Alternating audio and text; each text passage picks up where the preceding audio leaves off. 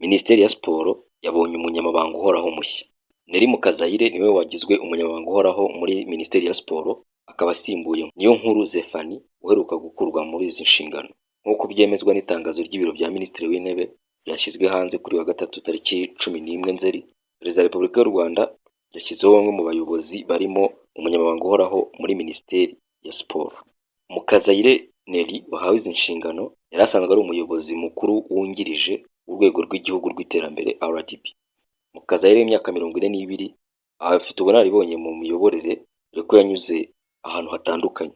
Yabaye umuyobozi wungirije w'ibiro bya Perezida wa Repubulika, aba kandi umuyobozi w'ikigo Rwanda Convention Bureau, aba agizwe umunyamabanga uhoraho yari umuyobozi wungirije urwego rw'igihugu rw'iterambere Rwanda Development Board RDB. Mu yindi mirimo yakoze kandi yabaye n'umujyanama mu biro bya Perezida wa Repubulika. Yanabaye umushakashatsi mu ishami ry'ubukungu mu biro bya Minisitiri w'Intebe.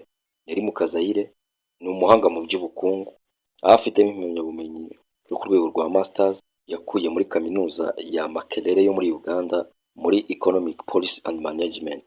Kuza kwa Neri Mukazayire nk'umwe mu bayobozi bakuru ba Minisiteri ya Siporo kuje gukurikira izindi mpinduka zabayeho iyi minisiteri iherutse guhabwa minisitiri mushya Richard Nyirishema wasimbuye Munyangaju Aurore Mimosa.